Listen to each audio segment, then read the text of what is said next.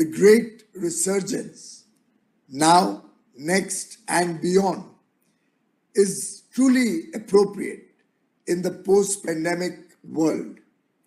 Under the visionary leadership of Prime Minister Shri Narendra Modi, India today has emerged stronger and far more self-confident. We have recently seen the country also witnessing elections in major parts of the country, right from the hill state of Uttarakhand to the border state of Punjab, to the largest state in the country in Uttar Pradesh, to a state in the far northeast parts of India, and a coastal state in Western India. Through the breadth of the country, the people of India have endorsed the work of the government, both at the center and at the states, working together for good governance, working together for development and the prosperity of our people. We have strong fundamentals in the economy today, highest ever FDI, continuously breaking records year after year. Our merchandise export is set to cross $400 billion this year. We are over $375 billion already. Until recently, we never looked at our service exports giving such a major jump, but I have had to reset my target twice already on service exports. And without travel, tourism, hospitality, we are slated to touch nearly $250 billion in the current year. Moody's recently gave us a rating upgrade. Our GST collections have been robust all through the last few months, despite the third wave of the COVID pandemic, and our startup ecosystem continues to grow by leaps and bounds. Former Prime Minister Shri Lal Bahadur Shastri had very appropriately said, and I quote, "There comes a time in the life of every nation when it stands at the crossroads of history and must choose which way to go." The country today, in our 75th year of independence, is charting out the way to go over the next 25 years, the Amrit Kal, as Prime Minister Modi puts it. The next 25 years are going to be a defining period for India. At this crucial juncture of our economic history, a self-confident, a self-reliant India is emerging. We wish to expand our engagement with the rest of the world. We wish to do it from a position of strength. After almost a decade, we have recently signed a comprehensive trade agreement with the United Arab Emirates, a country with whom we already have about $60 billion of bilateral trade, hoping to take it up to at least $100 billion in the next 5 years. Personally, I look at $150 billion trade with the UAE at the end of 5 years from now. With the UAE trade deal, we have set a new benchmark for the world to emulate. We made history by delivering the fastest negotiated free trade agreement. And in this world of greater trade engagements, greater business amongst countries, I think we are slated to do many more free trade agreements in the months and years to come. Many historic firsts have been achieved in the India-UAE CEPA, which include, for the first time in a trade agreement, a separate annex on pharmaceuticals, which facilitates access of Indian pharma products and also provides for automatic registration and marketing authorization for Indian generic medicines in 90 days from the date of application, once we can demonstrate that the product has been approved by the regulator of any one of the developed countries like the US, Canada, EU, UK, Japan, or Australia. We have a breakthrough feature in terms of a permanent safeguard mechanism and stringent rules of origin. Sectors like the gem and jewelry, textiles, leather, plastics, engineering goods, pharma, mostly labor-intensive sectors will benefit significantly from this SEPA and create large-scale employment for our young boys and girls. Initial estimates put that number at least 1 million jobs.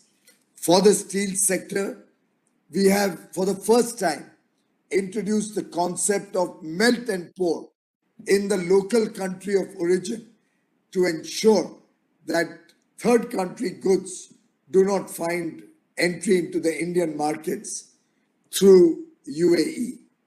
And likewise for goods from India.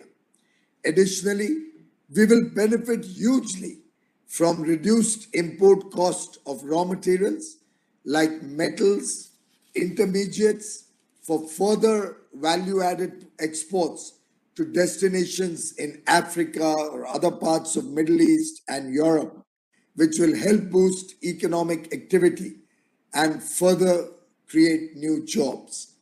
In fact, our plastic industry, I hope, will benefit significantly from affordable raw materials, making us competitive both for the domestic market and the world at large. We are negotiating newer comprehensive economic partnerships and hope to have an enhanced partnership with Australia soon. We are meeting with the Trade Minister of Canada and hope to take the dialogue with Canada further. We have already launched negotiations with the United Kingdom. In fact, as we speak, the second round of negotiations are underway in London. Similarly, we have FTAs with the European Union and Israel under discussion, and we also hope to launch with the GCC countries in the very near future.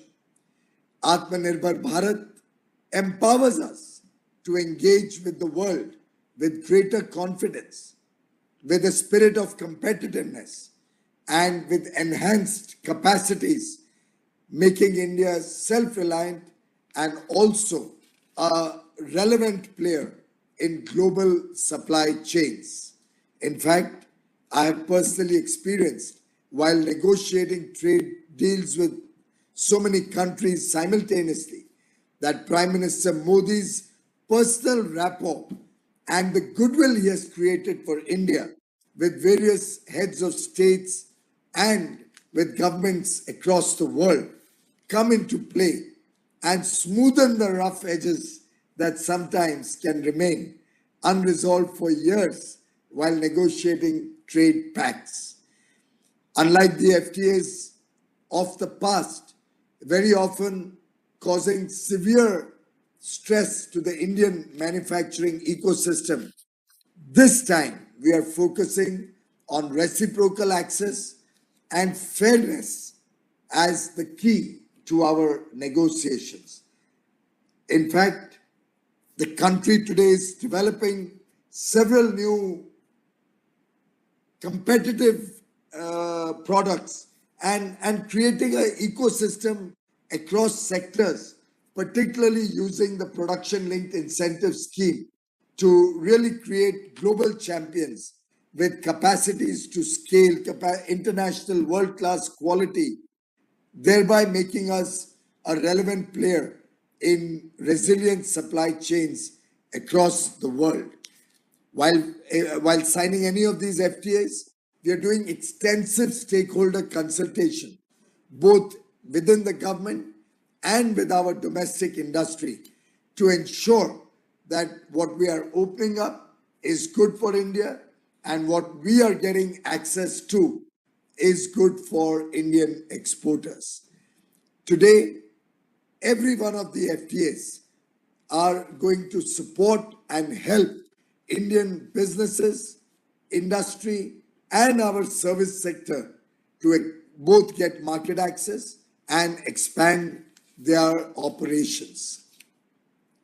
We are also looking at reviewing some of the existing free trade agreements or comprehensive economic partnerships with existing arrangements, because we do believe that with the passage of time, some of these FTAs have become lopsided and not necessarily serving the original purpose they were intended for. We do hope our Indian exporters will utilize all these various opportunities that we are trying to create to the maximum extent possible. Ladies and gentlemen, today FTA negotiations are really preparing the nation for the next 50 years. They're preparing the nations to engage with the rest of the world, opening new market opportunities, helping India go up the value chain in terms of quality. And we believe that these FTAs will truly help our businesses, our industry, our service providers, our farmers in a very, very significant manner. They will also, while creating large number of jobs, help the people at the bottom of the pyramid to increase prosperity, better lifestyles, and provide better opportunities for skill development and the upskilling of the young population of India. We have taken many bold initiatives to further boost our trade competitiveness vis-a-vis other countries. The PM Gati Shakti National Infrastructure Master Plan will help make Indian businesses more competitive globally by cutting down logistics costs. As I mentioned, the PLI scheme or the national single window system that we have put in place, the liberalization of our FDI policy in several sectors, reduction in compliance burden, that's the focus area of this government, the one district, one product plan that we are working on, all of these are collectively helping India become more competitive. Friends, I would like to appeal to our industry leaders for 3 specific actions going forward. 1, invest in India, make in India for the world. As the Honorable Prime Minister said, yahi samay hai, sahi samay hai, Bharat ka anmol samay hai. This is the time. This is the right time. This is a special time for India. This is our Amrit Kal, a golden period. And I would like to invite participants to come and invest in India. We must all work together to maximize the utilization of these free trade agreements that the government is putting in a lot of effort along with industry in concluding.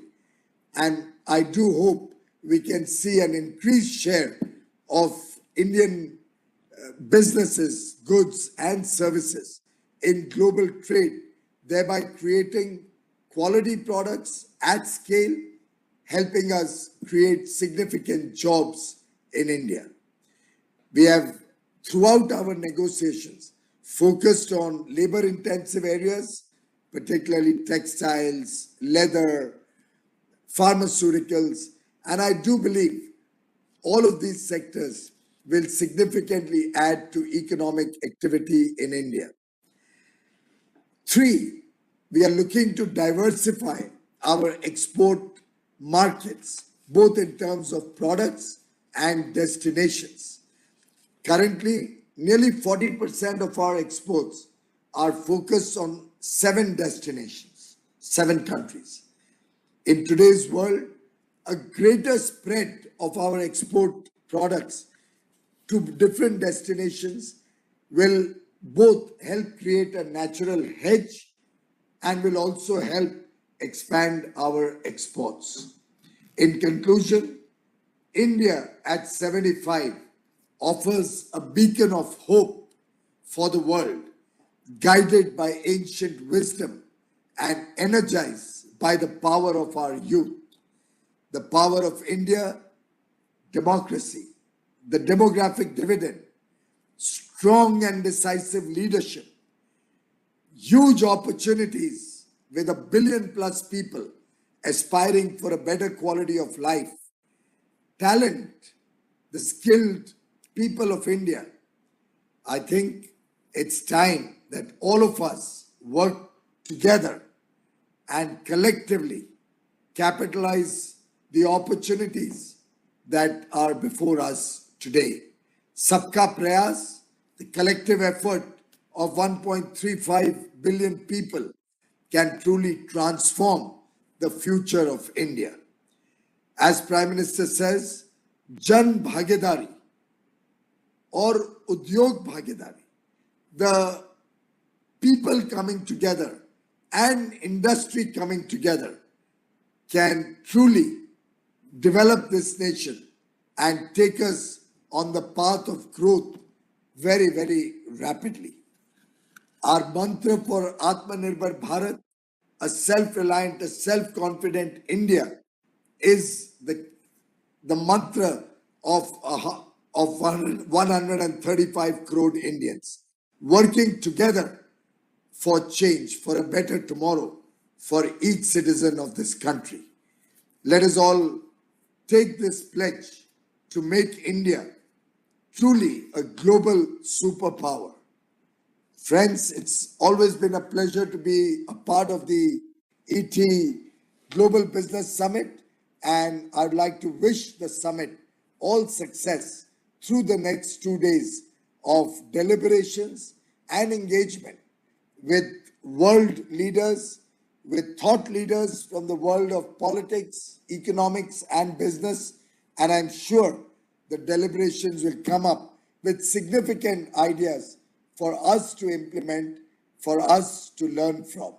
Thank you very much, and all the best to all the participants of this Global Business Summit. Thank you.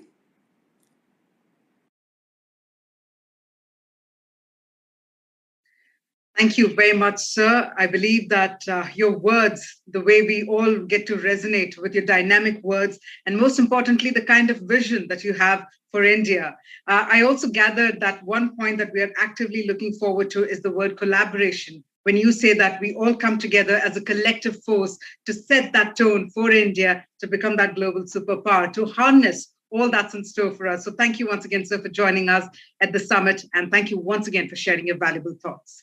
Ladies and gentlemen, I do believe that with every session, with every leader joining us here at the Global Business Summit, we would also urge you all to participate in the conversation using the hashtag ETGBS. All the insights that you get to gather from our leaders here, please go ahead and share those thoughts using the hashtag ETGBS.